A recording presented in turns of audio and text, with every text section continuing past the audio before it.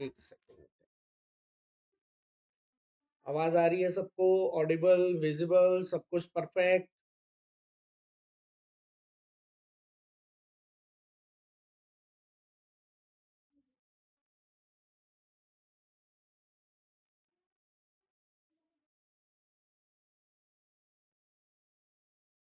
Sir Surabhi को join कर लो, वो हो नहीं पा रही। एक सेकंड, मोबाइल में ऑन कर ही रहा हूं।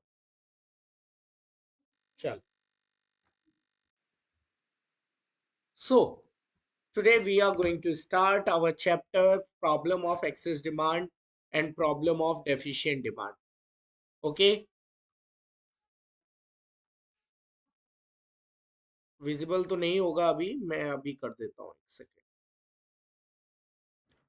बेटा आधा घंटे का चैप्टर है बस, और बहुत अच्छा चैप्टर है। मतलब काफी सारे नंबर देता है ये आपको, लगभग 6 नंबर देता है बेटा ये अकेला चैप्टर। तो प्लीज थोड़ा सा फोकस करिएगा और ध्यान से समझिएगा पूरा चैप्टर, ठीक है?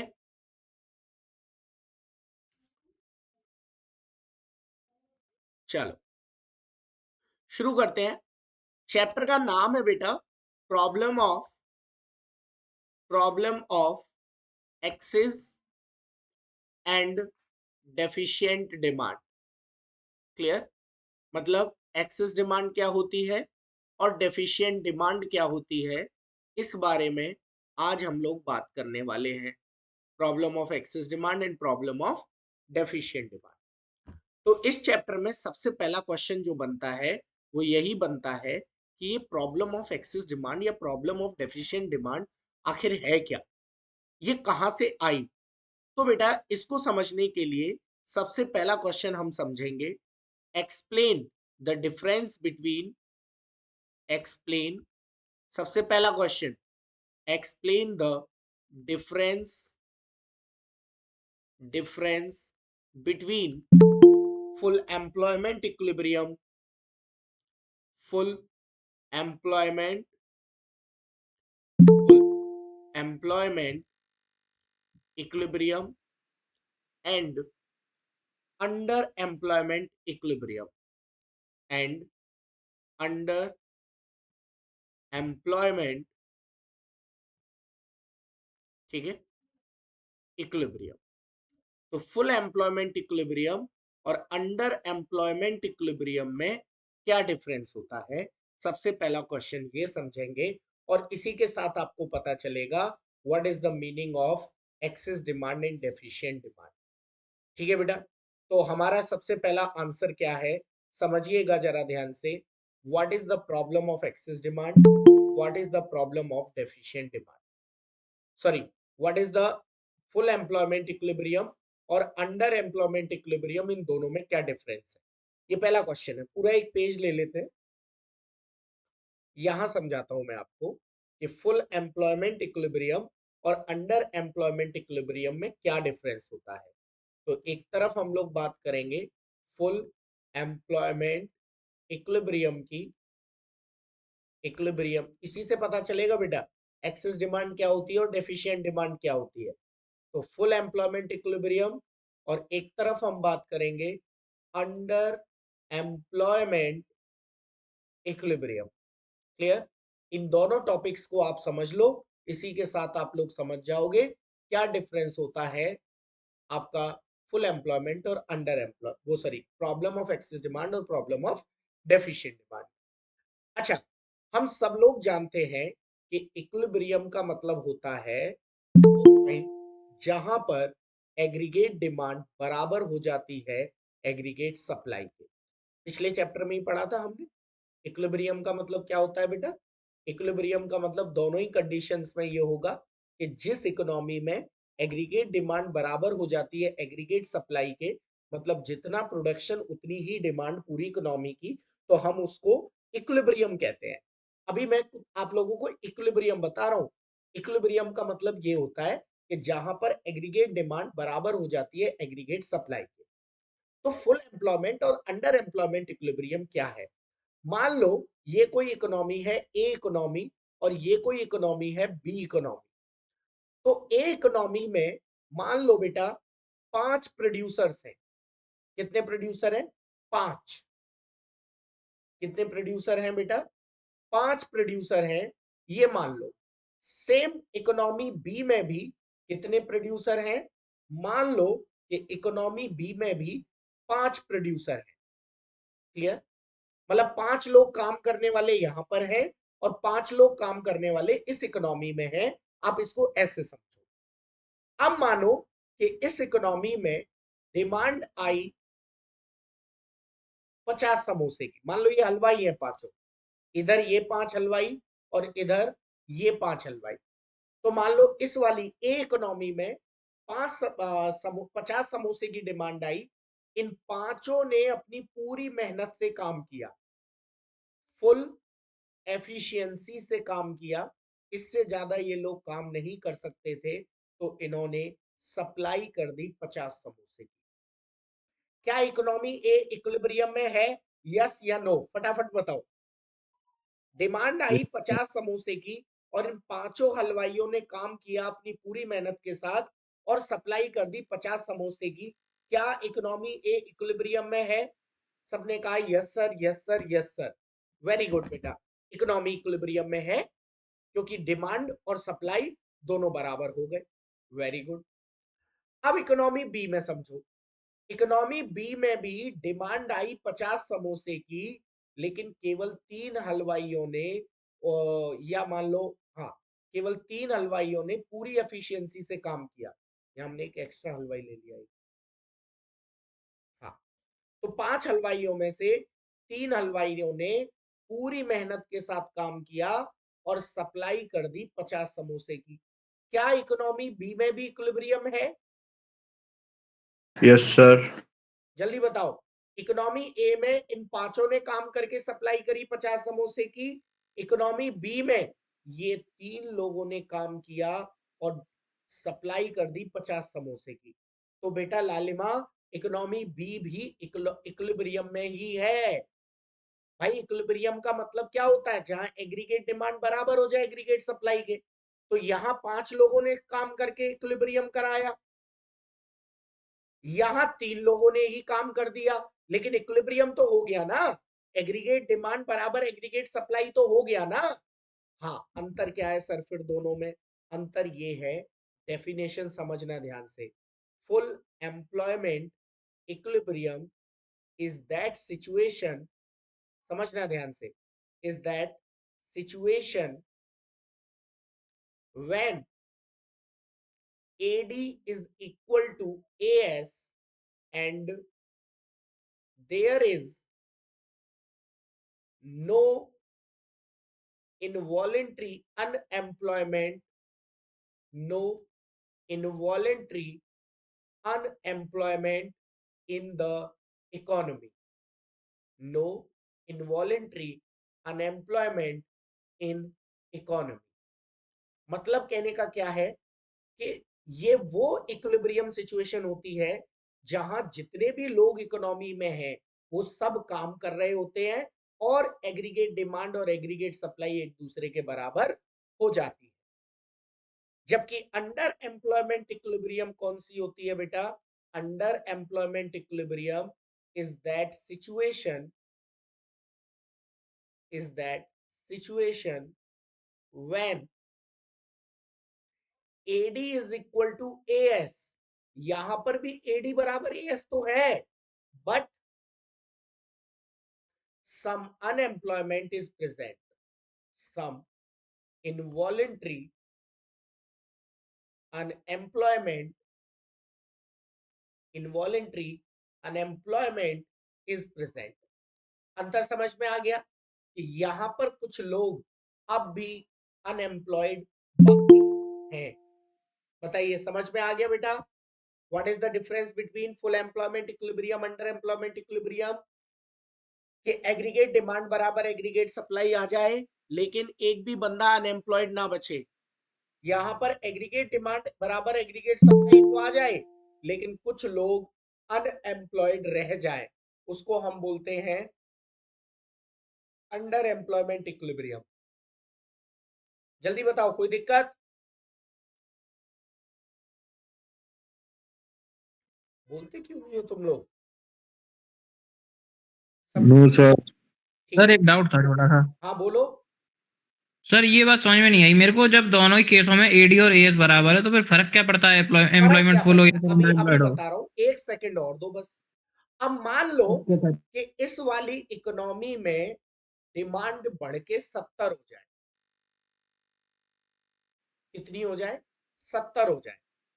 बेटा बहुत अच्छा क्वेश्चन पूछा सर, फिर अंतर क्या है दोनों में, फर्क क्या पड़ रहा है उससे? फर्क पड़ेगा देखो अगले पॉइंट पे। मान लो इस इकोनॉमी में डिमांड बढ़ के 70 हो जाए, तो क्या मैं एग्रीगेट सप्लाई बढ़ा के 70 कर सकता हूं? बिल्कुल कर सकता हूं, क्योंकि मेरे पास अभी 2 लोग एक्स्ट्रा बैठे हुए थे। यानी कि इस इकोनॉमी में एएस कैन बी चेंज। यानी कि इस इकोनॉमी में एएस इज इलास्टिक। इलास्टिक मतलब चेंज हो सकती है। क्यों हो सकती है? Because as is in axis, क्योंकि हमारे पास अभी एक्स्ट्रा लोग बाकी हैं जो काम करने के लिए रेडी हैं। तो यहां पर हम लोग क्या करते हैं, ये हमने पिछले चैप्टर में किया था कि अगर एग्रीगेट डिमांड ज्यादा हो जाए एग्रीगेट सप्लाई से, तो हम एग्रीगेट सप्लाई को बढ़ा सकते हैं, और अगर एग्रीगेट डिमांड कम हो जाए एग्रीगेट सप्लाई से, तो हम एग्रीगेट सप्लाई को कम कर सकते हैं। ये हमने पिछले चैप्टर में किया था, याद करो, डिसइक्विलिब्रियम में। लेकिन अगर इस वाली इकोनॉमी में, जहां ऑलरेडी सब लोगों को काम मिल गया है, इनकी डिमांड अगर बढ़ के 70 हो गई, तो क्या आप सप्लाई को 70 कर सकते हो? जब आदमी नहीं है काम करने वाले, तो आप सप्लाई को 70 नहीं कर सकते। सप्लाई 50 की 50 ही रहेगी।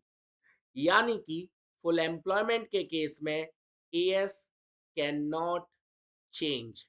आप एएस को चेंज नहीं कर सकते। यानी कि एएस इज नॉट इलास्टिक। यानी कि इलास्टिक क्यों नहीं है? क्योंकि as is not in axis, क्योंकि हमारे पास एक्स्ट्रा एग्रीगेट सप्लाई नहीं है। इसका मतलब ये हुआ कि अगर फुल एम्प्लॉयमेंट के केस में एग्रीगेट डिमांड ज्यादा हो गई एग्रीगेट सप्लाई से, किस केस में? फुल एम्प्लॉयमेंट के केस में, तो आप एग्रीगेट सप्लाई बढ़ा के इस दर की तरह इसको सही नहीं कर सकते। इसलिए इसका नाम पड़ा प्रॉब्लम। अगर आप इसको सही कर पाते तो कोई दिक्कत ही नहीं थी। यहाँ तो मैंने एग्रीगेट सप्लाई को बढ़ा के सही कर दिया था, लेकिन यहाँ इसको सही नहीं कर पाऊंगा क्योंकि मेरे पास सप्लाई नहीं है।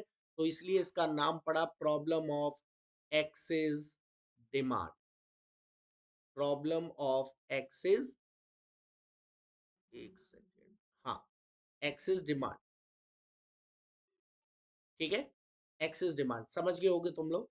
और अगर एग्रीगेट सप्लाई ज्यादा हो जाए एग्रीगेट डिमांड से एट फुल एम्प्लॉयमेंट, तो हम इसको नाम देंगे प्रॉब्लम ऑफ डेफिशिएंट डिमांड। इसलिए बेटा हमने ये पढ़ा। बोलिए समझ में आया कहां से आया एक्सेस डिमांड और कहां से आया डेफिशिएंट डिमांड?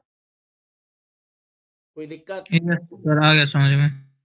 तो इसको इसलिए बोलते हैं बेटा एक्सेस डिमांड की प्रॉब्लम, और इसको बोलते हैं डेफिशिएंट डिमांड की प्रॉब्लम। क्योंकि अगर एग्रीगेट सप्लाई चेंज हो पाता, तो हम तो एक्सेस डिमांड को डिमांड ज्यादा रहने ही नहीं देते, हम सप्लाई को बढ़ा देते। लेकिन यहां तो सप्लाई बढ़ ही नहीं सकती ना। बोलो बेटा कोई दिक्कत? बेटा कुछ चीजें रिकॉर्डिंग के साथ भी जो है सॉल्व होंगी। जब आप लोग अपनी रिकॉर्डिंग एक बार फिर से देखोगे ना, तब ये चैप्टर और अच्छे से क्लियर होगा। अभी जितना समझ में आया वो बताओ, आया समझ में थोड़ा बहुत?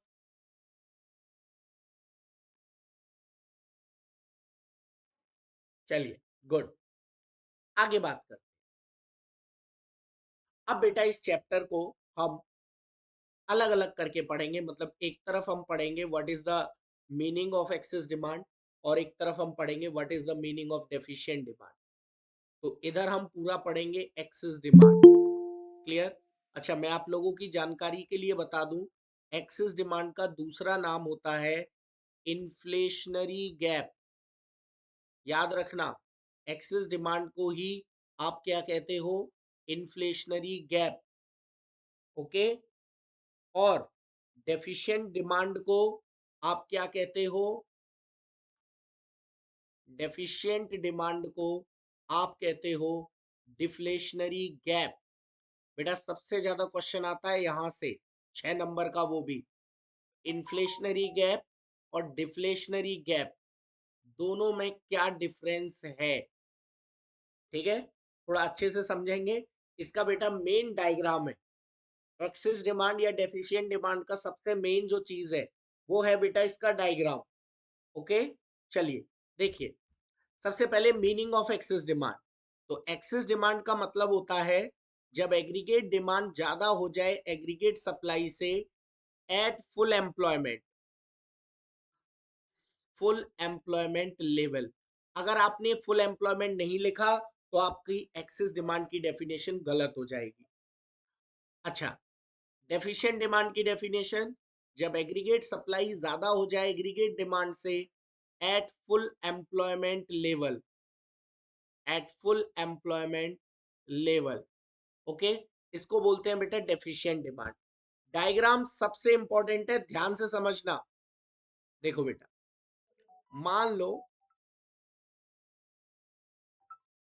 एक सेकंड होल्ड करना बेटा। हाँ राहुल सर, क्लास ले रहा हूँ, ये थोड़ा है। ठीक है ठीक है ठीक है।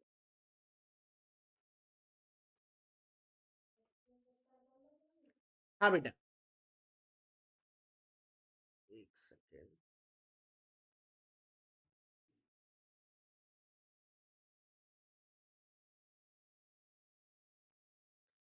हाँ बेटा, तो एक्स एक्सिस और वाई एक्सिस, ठीक है। एक्स एक्सिस पे आ गई हमारी इनकम और वाई एक्सिस पर आ गई हमारी एग्रीगेट डिमांड। अब हमें अच्छे से पता है कि एग्रीगेट सप्लाई का कर्व 45 डिग्री का होता है। जो इनकम का कर्व होता है वही एग्रीगेट सप्लाई का कर्व होता है। अब मान लो मुझे एग्रीगेट डिमांड चाहिए थी इतनी, फुल एम्प्लॉयमेंट मतलब क्या है इस चीज का मैं समझाता हूँ। कि बेटा मेरे 5 लोग थे, 1 2 3 4 5, 6 हो गए, 5 लोग थे। इन पांचों ने, मतलब मान लो इकोनॉमी में डिमांड आई 50 समोसे की, इन पांचों ने अपनी पूरी मेहनत लगन के साथ काम किया और सप्लाई कर दी 50 समोसे की, तो इक्विलिब्रियम हो गया। लेकिन एक्सेस डिमांड कब होगी? जब ये पांचों तो पूरे पूरे काम में लगे हुए हैं लेकिन डिमांड फिर भी बढ़ के 70 हो जाए।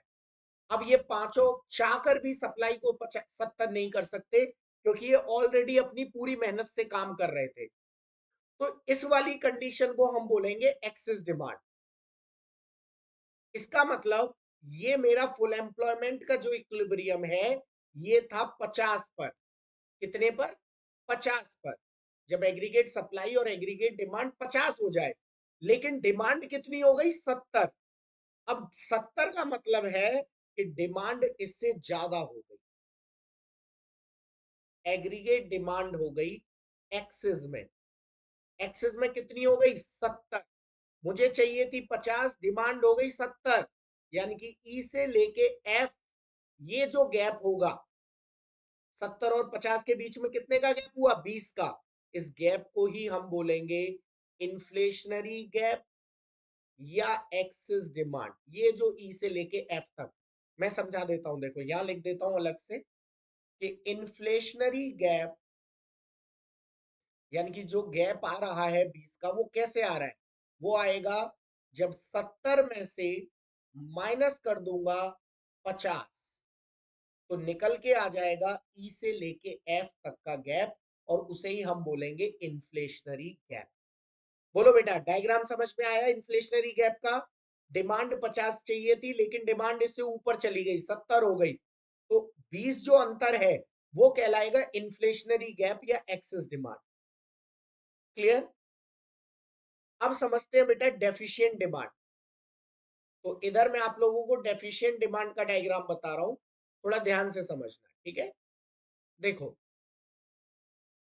डेफिशिएंट डिमांड का डायग्राम कैसे बनेगा भाई? तो फिर से वही, this is X axis, this is Y axis, this is aggregate supply, कितना? 45 डिग्री। और मुझे एग्रीगेट डिमांड 50 चाहिए थी यहाँ पर। एग्रीगेट डिमांड फुल एम्प्लॉयमेंट पर मेरा इक्विलिब्रियम हो रहा था यहाँ 50 पर। मतलब मैं क्या कह रहा हूं, मेरे यहाँ 5 लोग थे, पांचों ने 50 डिमांड आई, पांचों ने पूरी मेहनत से काम किया, सप्लाई कर दी 50, लेकिन अब क्या हुआ, डिमांड हो गई 30, सप्लाई अब भी कितनी है 50। इसको बोलेंगे डेफिशिएंट डिमांड, मतलब जितनी डिमांड चाहिए थी उससे कम हो गई। तो 50 चाहिए थी लेकिन डिमांड इससे कम हो गई। कम मतलब नीचे कितनी कम हो गई, एडीयू अंडर चली गई 30 हो गई। तो 50 चाहिए थी 30 हो गई। ये जो ई से लेके एफ तक का जो गैप होगा यही कहलाएगा डेफिशिएंट डिमांड या डिफ्लेशनरी गैप। मतलब कैसे निकालेंगे डिफ्लेशनरी गैप? हाँ बेटा, डिफ्लेशनरी गैप कैसे निकालेंगे? तो हम डिफ्लेशनरी गैप निकालेंगे कि deflationary gap is equal to AD 50 full employment minus AD 30। 50 में से 30 माइनस करेंगे, ई से लेके एफ तक का जो गैप आ जाएगा दैट इज डिफ्लेशनरी गैप। जिन बच्चों की समझ में नहीं आया मैं उनको देखो एक बड़ा ही बेसिक सा तरीका बताता हूं। दोनों एक ही डायग्राम में करके दिखा रहा हूं। ये एक्स एक्सिस, ये वाई एक्सिस, ये है हमारी एग्रीगेट सप्लाई 45 डिग्री की। मुझे एग्रीगेट डिमांड चाहिए थी बेटा इतनी, एडीएफ 50 चाहिए, तो मेरा इक्विलिब्रियम हो जाता ई पर। लेकिन अगर आपकी डिमांड इससे ज्यादा हो जाती है, एडीई हो जाती है, यानी कि 70 हो जाती है, तो ई से लेके एफ तक का ये जो गैप होगा ऊपर वो कहलाएगा इन्फ्लेशनरी गैप या एक्सेस डिमांड। और अगर इससे कम हो जाती है, अगर इससे कम हो जाती है एडी यू यानी कि 30 हो जाती है, तो ई से लेके नीचे जो एफ डैश होगा इसको या एफ होगा, इसको हम बोलेंगे डेफिशिएंट डिमांड या डिफ्लेशनरी गैप। यानी कि ई के ऊपर जाओगे तो इन्फ्लेशनरी गैप और ई के नीचे आओगे तो डिफ्लेशनरी गैप। क्लियर? ये मैंने दोनों को एक ही में दिखा दिया। तो ई के ऊपर आपने लाइन खींच दी तो वो इन्फ्लेशनरी गैप, ठीक है। ये मैंने हटा दी तो ये बन गया इन्फ्लेशनरी गैप, और अगर ये लाइन नीचे वाली रखता तो वो कहलाता डिफ्लेशनरी गैप। ठीक है, बोलो समझ में आ गया बेटा इन्फ्लेशनरी गैप और डिफ्लेशनरी गैप? गुड, ठीक है। तो इन्फ्लेशनरी गैप और डिफ्लेशनरी गैप हमने ये पढ़ लिया। अब इसका रीजन क्या होता है? What is the reasons behind inflationary gap? अरे बेटा बहुत आसान है। इन्फ्लेशनरी गैप आखिर होता क्यों है? रीजन है एग्रीगेट डिमांड ज्यादा हो जाती है। अब एग्रीगेट डिमांड ज्यादा क्यों होती है भाई? एग्रीगेट डिमांड किस किस से मिलकर बनती है? एग्रीगेट डिमांड बनती है सबसे पहले, एग्रीगेट डिमांड कंज्यूमर का खर्चा, प्रोड्यूसर का खर्चा, गवर्नमेंट का खर्चा, एक्सपोर्ट माइनस इंपोर्ट, इनसे ही तो बनती थी डिमांड। अब अगर एग्रीगेट डिमांड ज्यादा हो रही है इसका मतलब क्या है? कंज्यूमर ज्यादा खरीद रहा है, प्रोड्यूसर ज्यादा खरीद रहा है, गवर्नमेंट ज्यादा खरीद रही है, बाहर हमारा एक्सपोर्ट ज्यादा हो रहा है लेकिन इंपोर्ट कम हो रहा है। और टैक्स, अगर टैक्स कम होंगे तो आपकी डिमांड ज्यादा हो जाएगी। तो ये हो गया हमारा रीजन किसका? एक्सेस डिमांड का। अगर आपसे रीजन पूछा जाए किसका? डेफिशिएंट डिमांड का, तो डिमांड कम हो जाए तो डेफिशिएंट डिमांड हो जाती है। तो डिमांड कम कब होगी? डिमांड कम होगी अगर कंज्यूमर कम खरीदे, प्रोड्यूसर कम खरीदे, गवर्नमेंट कम खरीदे, एक्सपोर्ट ज्यादा हो जाए, सॉरी एक्सपोर्ट कम हो जाए, इंपोर्ट ज्यादा हो जाए, या टैक्स ज्यादा हो जाए। अगर टैक्स ज्यादा हो जाएंगे तो लोग डिमांड कम करेंगे। चलिए, रीजन समझ में आ गए। अब इस चैप्टर का सबसे important topic and that is how to correct excess demand and deficient demand. बेटा सबसे ज्यादा पूछा जाने वाला क्वेश्चन है, एक्सेस डिमांड को कैसे सही करेंगे और डेफिशिएंट डिमांड को कैसे सही करेंगे। How to correct inflationary gap यानी कि एक्सेस डिमांड, या how to correct deflationary gap या डेफिशिएंट डिमांड। बेटा याद कर लेना, बड़े ही सिंपल सी चीजें बता रहा हूं। बेटा दो तरीके होते हैं, काइंड, दो तरीके से गवर्नमेंट इसको सही करती है, एक्सेस डिमांड या डेफिशिएंट डिमांड को। एक तरीका वो है जिसको आरबीआई यूज करती है, उसको हम बोलते हैं मॉनेटरी पॉलिसी, मॉनेटरी पॉलिसी। और एक तरीका वो है जिसको गवर्नमेंट यूज करती है, इसको हम बोलते हैं फिस्कल पॉलिसी। याद रखना वो आपसे यही पूछेगा, कोई भी दो फिस्कल पॉलिसी बताओ जिससे एक्सेस डिमांड को कम किया जा सके। अब देखो ध्यान से सुनना, एक्सेस डिमांड का मतलब क्या है, ये है कंज्यूमर और ये है सप्लायर, प्रोड्यूसर, और ये है गवर्नमेंट। ध्यान से समझना है ना, फिस्कल पॉलिसी बताऊंगा पहले। अब एक्सेस डिमांड कब होगी, जब ये जो कंज्यूमर है इनके पास बहुत पैसा आ जाए। मान लो इनके पास 100 रुपए आ गए, 100 रुपए, तो इनकी एग्रीगेट डिमांड कितनी हो गई, इनकी एग्रीगेट डिमांड हो गई बेटा 500। लेकिन जो प्रोड्यूसर है वो अपनी पूरी एफिशिएंसी के साथ सप्लाई कर पा रहा है केवल 50-50, हर बंदा केवल 50-50 गुड़ बना पा रहा है, यानी कि सप्लाई कितनी हुई 250। यानी कि पूरी मेहनत के साथ जो सप्लाई हो रही है वो 250 हो रही है, लेकिन ये जो कंज्यूमर है ये 500 मांग रहे हैं। अब आप सप्लाई को तो नहीं बढ़ा सकते, तो गवर्नमेंट क्या करेगी, गवर्नमेंट कोशिश करेगी कि इनके पास से ये 100 रुपए कैसे भी करके कम हो जाए। अगर मैं इनके रुपयों को 50-50 कर पाऊं तो डिमांड घट के 50 कितनी हो जाएगी, 250 हो जाएगी। अगर मैं कैसे भी करके ये जो 100 रुपए ये लोग ले रहे हैं इसको कम कर दूं तो ये 250 हो जाएगा, इधर एग्रीगेट सप्लाई भी 250 हो जाएगी। हो गया ना इक्विलिब्रियम। तो गवर्नमेंट पता है क्या करती है, इन सबसे 50-50 रुपए लेने के लिए सबसे पहले इनके ऊपर टैक्स बढ़ा देती है। जब इनके ऊपर टैक्स बढ़ा देगी 50-50 रुपए का, तो वो 50-50 रुपए गवर्नमेंट के पास चले जाएंगे और ये 500 घट के 250 बच जाएगा। आया समझ में? पहला तरीका, इनके ऊपर टैक्स बढ़ा दो तो इनकी डिमांड कम हो जाएगी। बोलो जल्दी,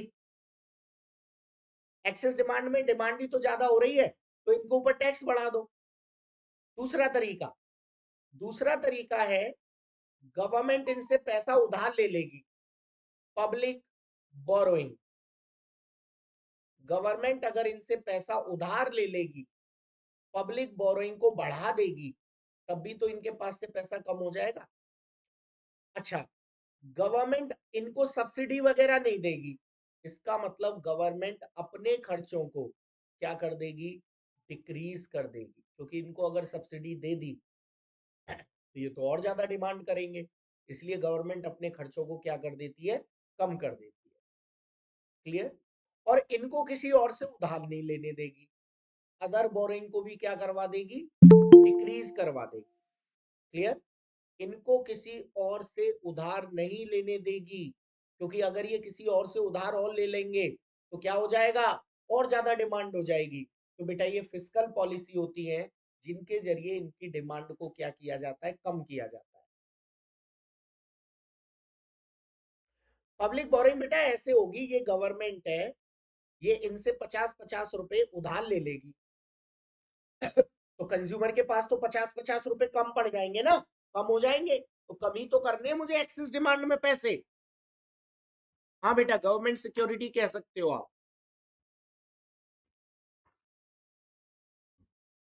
चलिए, तो ये तो हो गई जो गवर्नमेंट करेगी। अब आरबीआई क्या क्या करेगी, तो मान लो यहीं पर आरबीआई आ जाए, तो ये वाला टॉपिक तो हमने पढ़ा था बैंक वाले चैप्टर में। अगर नहीं पढ़ा है तो कल की और परसों की क्लास मिस मत करना कि आरबीआई इन्फ्लेशन को कैसे सही कराती है। अभी ये चीज रट लो और कल और परसों 2 दिन की क्लास में मैं ये सारी चीजें तुम्हें फुली एक्सप्लेन करूंगा। तो अभी रट लो कि एक होता है बैंक रेट। अगर इन्फ्लेशनरी गैप सही करना है तो उसको आरबीआई बढ़ा देगी। एक होता है बेटा रेपो रेट। अगर इन्फ्लेशनरी गैप सही करना है तो आरबीआई उसको बढ़ा देगी। एक होता है reverse repo rate. Reverse repo rate. अगर इन्फ्लेशनरी गैप सही करना है तो आरबीआई उसे बढ़ा देगी। एक होता है बेटा ओपन मार्केट ऑपरेशन। अभी याद कर लो इनको, क्या होते हैं क्या नहीं होते हैं, ये मैं आपको बैंक वाले चैप्टर में बताऊंगा। ओपन मार्केट ऑपरेशन में सेल करेगी गवर्नमेंट सिक्योरिटीज को। एक होता है बेटा मार्जिन रिक्वायरमेंट। और जो बच्चे मुझसे पहले पढ़े हुए हैं उनको पता होगा मैं किस बारे में बात कर रहा हूं। ये सब क्या होते हैं, ये सब मार्जिन रिक्वायरमेंट को भी बढ़ा देगी इन्फ्लेशनरी गैप को सही करने के लिए। इसके बाद क्रेडिट राशनिंग। क्रेडिट राशनिंग, तो क्रेडिट राशनिंग में लिमिट फिक्स कर दी जाएगी क्रेडिट की कि इससे ज्यादा क्रेडिट नहीं देना। तो ये होता है बेटा, याद कर लेना बेटा। अभी इसको मैं आपको बता दूंगा, बैंक वाले चैप्टर में याद दिलाऊंगा बाकायदा कि ये क्या थे। अभी केवल याद कर लो। और यहां पर क्वेश्चन में आपसे यही पूछा जाएगा, क्या करेंगे बैंक रेट का इन्फ्लेशनरी गैप को सही करने के लिए? बढ़ा देंगे। क्या करेंगे रेपो रेट का इन्फ्लेशनरी गैप को सही करने के लिए? घटा देंगे। क्या करेंगे रिवर्स रेपो रेट का? बढ़ा देंगे। सॉरी, रेपो रेट को भी बढ़ाएंगे, सॉरी, इन्फ्लेशनरी गैप को सही करने के लिए। और आपकी जानकारी के लिए बता दूं, इस पूरे का अपोजिट, अपोजिट मतलब जो मॉनेटरी पॉलिसी है और जो आपकी फिस्कल पॉलिसी है, जो हमने यहां किया है ना इन्फ्लेशनरी गैप को सही करने के लिए, उसका उल्टा कर देंगे डिफ्लेशनरी गैप को सही करने के लिए। तो अलग से कुछ याद करने की जरूरत ही नहीं है। मतलब टैक्स को कम कर देंगे। जैसे मैं फिस्कल पॉलिसी की बात करूं, यहाँ टैक्स बढ़ाया था, यहाँ टैक्स कम करेंगे। पब्लिक बोरोइंग को कम कर देंगे। क्लियर? गवर्नमेंट एक्सपेंडिचर को बढ़ा देंगे। यहाँ डिक्रीज किया था, यहाँ बढ़ा देंगे। और अदर बोरोइंग यहाँ डिक्रीज की थी, यहाँ बढ़ा देंगे। मतलब इसका जस्ट उल्टा। जैसे यहाँ बैंक रेट बढ़ाया था, यहाँ बैंक रेट को घटा देंगे। यहाँ रेपो रेट बढ़ाया था, यहाँ रेपो रेट को घटा देंगे। रिवर्स रेपो रेट को घटा देंगे। इधर बेटा सीआरआर और एसएलआर रह गया था, उसको लिख लेना। सीआरआर को यहाँ घटा देंगे, एसएलआर को घटा देंगे। ओपन मार्केट ऑपरेशन, यहाँ सेल किया था, यहाँ परचेज करेंगे। क्लियर? मार्जिन रिक्वायरमेंट को घटा देंगे। और क्रेडिट राशनिंग में नो लिमिट फिक्स। अब ये क्या होते हैं ये मैं आपको कल और परसों जब बैंकिंग वाला चैप्टर पढ़ाऊंगा तब बताऊंगा। क्लियर? तो ये बेटा सबसे इंपॉर्टेंट क्वेश्चन है इस चैप्टर का, how to correct inflationary gap and deflationary gap. चलिए, last topic of the chapter, implication. ठीक है, इम्प्लीकेशन ऑफ एक्सेस डिमांड। अच्छा, इम्प्लीकेशन को आप इफेक्ट भी कह सकते हो कि साहब एक्सेस डिमांड का इफेक्ट क्या पड़ेगा। और एक तरफ हम पढ़ेंगे implication of deficient demand. Implication of deficient demand. अब मैं एक बार फिर से आप लोगों को एक चीज बता दूं, क्या था एक्सेस डिमांड? कि आपके यहां 5 सप्लायर थे, पांचों को डिमांड मिली 50 की। तो पांचों ने बड़ी मेहनत से पूरा काम करके, पूरे पूरे दिन काम करके सप्लाई कर दी 50। अब डिमांड हो गई है 70। इन पांचों से बोला गया बेटा सप्लाई को 70 कर दो। इनने कहा सर हमसे नहीं हो पाएगा, हम ऑलरेडी पूरा काम कर रहे हैं, यानी कि आप सप्लाई को चेंज नहीं कर पाओगे। This is called excess demand. तो आपसे इम्प्लीकेशन पूछा जाएगा, इफेक्ट पूछा जाएगा कि बताइए आउटपुट पर क्या इफेक्ट आएगा अगर डिमांड ज्यादा हो जाएगी, तो क्या आउटपुट चेंज हो पाएगा? नहीं। तो आउटपुट में नो चेंज। जब आउटपुट ही चेंज नहीं होगा तो क्या एम्प्लॉयमेंट चेंज होगा? भाई इन पांचों को ऑलरेडी काम मिल चुका है, तो एम्प्लॉयमेंट में भी नो चेंज। जब एम्प्लॉयमेंट चेंज नहीं होगा तो क्या इनकम में चेंज होगा? तो इनकम में भी नो चेंज। तो प्रोडक्ट के प्राइस के साथ क्या होगा? प्राइस लेवल क्या होगा? याद रखना, प्रोडक्ट्स का प्राइस जो है वो बढ़ जाएगा, क्योंकि डिमांड ज्यादा हो रही है, सप्लाई कम है उस प्रोडक्ट की, तो उसका प्राइस क्या होने लगेगा? धीरे धीरे बढ़ने लगेगा। तो ये इम्पैक्ट पड़ेगा। क्लियर? अब अगर ये पांचों काम पे लगे हुए थे, डिमांड आई थी 50 की, इन पांचों ने मिलकर सप्लाई कर दी थी 50 की, लेकिन बाद में डिमांड कम होके रह गई 30, तो अब बताइए इम्पैक्ट क्या आएगा? भाई सप्लाई ज्यादा हो रही है, तो सप्लाई ज्यादा हो रही है तो एक काम करो, आउटपुट को कम कर दो। आप बढ़ा नहीं सकते हो, लेकिन आउटपुट को कम तो कर सकते हो ना। तो जब डिमांड कम होगी तो आउटपुट भी क्या करना पड़ेगा? कम। जब आउटपुट कम होगा तो एम्प्लॉयमेंट भी क्या हो जाएगा? कम। लोगों को नौकरी से निकाल दिया जाएगा, तो उनकी नेशनल इनकम भी क्या हो जाएगी? कम। और जब किसी प्रोडक्ट की डिमांड ही नहीं है, डिमांड कम है, तो उसका प्राइस भी क्या हो जाएगा? कम। तो प्राइस लेवल भी क्या हो जाएंगे? इकोनॉमी के फॉल। इंपॉर्टेंट क्वेश्चन था बेटा ये।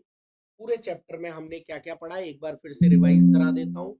सबसे पहले फुल एम्प्लॉयमेंट इक्विलिब्रियम और अंडर एम्प्लॉयमेंट इक्विलिब्रियम, उसके बाद एक्सेस डिमांड और डेफिशिएंट डिमांड का डायग्राम और उसका रीजन, उसके बाद उसको सही कैसे करते हैं, और लास्ट उसका इम्प्लीकेशन क्या आएगा। That's all for this chapter. इससे बाहर एक सिंगल क्वेश्चन नहीं है बेटा इस चैप्टर। ओके, कोई डाउट हो तो पूछ लो। सर 2 डाउट थे। हाँ बोलो। सर पहला तो ये जो एक्सेस डिमांड के कॉन्सिक्वेंसेस आपने बताया, इसमें टीआर जन में एक और दे रखा है वेज प्राइस स्पाइरल, एक ये और बता दो क्या होता है, समझ में नहीं आ रहा। Wage price spiral excess demand का?